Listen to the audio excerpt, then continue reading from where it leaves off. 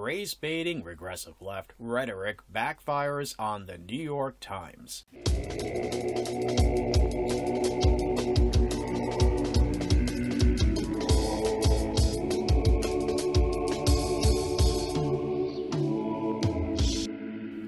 The contradictions collapse into crazed cannibalistic cacophony. The regressive left eats itself again. We've seen this happen over and over in various areas, and here we go. The New York Times put out this article on November 25th, A Voice of Hate in America's Heartland. And you can read this article. Of course, I'll put links for everything in the video description below. But basically, kind of like, well, pretty much like Sticks, Hex, and Hammer 666, I too, when I read this, the tone I get is basically, look, Nazis are everywhere.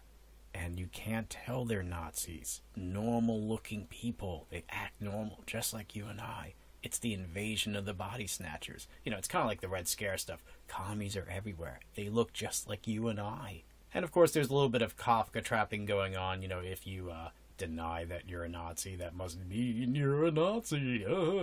Yeah, as if that's smart, as if that won't backfire. Durr. So yeah, you can read this whole article, but basically, yeah, Nazis are everywhere. They look just like you and I, and you can't tell a Nazi. So, you know, therefore, if somebody says somebody's a Nazi and there's no outward appearance, just believe them. Okay, these are the implications, not the explicit things being stated in this article, but. So, you know, it's laying out this sort of Kafka-esque and, you know, sort of a Red Scare, witch-hunting, Inquisition type paranoia kind of situation, right? And the regressive left not realizing that this is strategy, that this is rhetoric in their favor, in service to their agenda, not realizing it.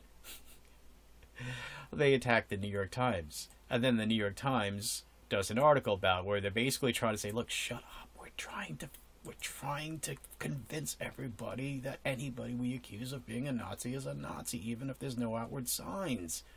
But, so yeah, the next day, readers accuse us of normalizing a Nazi sympathizer. We respond.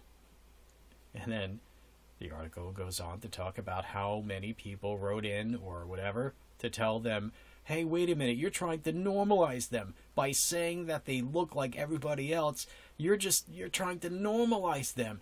You have to talk about them in an unrealistic way and say that they always have tattoos and pierced eyeballs and all this kind of stuff. They always have shaved heads and blah, blah, blah.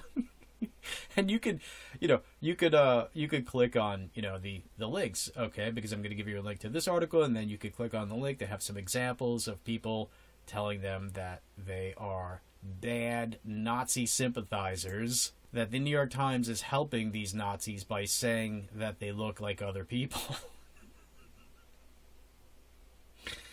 And these idiots don't realize they're making a stupid stereotype argument. One side is saying that they all look like blah, blah, blah, and the other side is saying they all do not look like blah, blah, blah.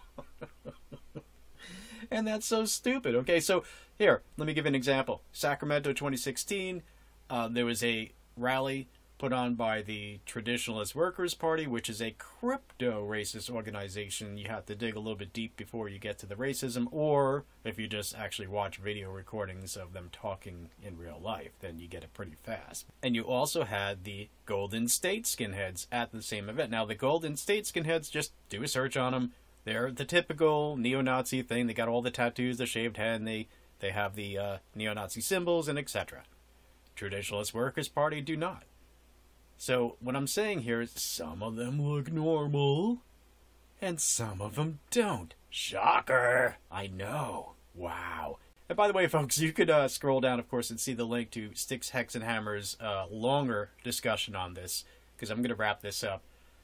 But I think this is so amazing how the regressive left tries a strategy, it backfires, because they're so zealous and so ready to find Nazis or Nazi sympathizers everywhere that those who are looking for Nazis, those who are accusing falsely other people of being Nazis are themselves being accused of being Nazis, or Nazi sympathizers, white nationalists, and blah, blah, blah, blah, blah, yada, yada, yada. You know, whatever the current boogeyman is these days. Okay, everybody, please make sure you subscribe to me on my backup YouTube channel and Bitchute, which is a lot like YouTube, and Minds.com, which is like YouTube plus Facebook, and Gab.ai, which is like Facebook minus the censorship, and if you have to, Twitter, and also Facebook. If you really want to get my attention, message me on Minds.com, because I will answer. There are links to all these below, folks. Love, life, light, liberty, and leaping laughter. Thanks for watching.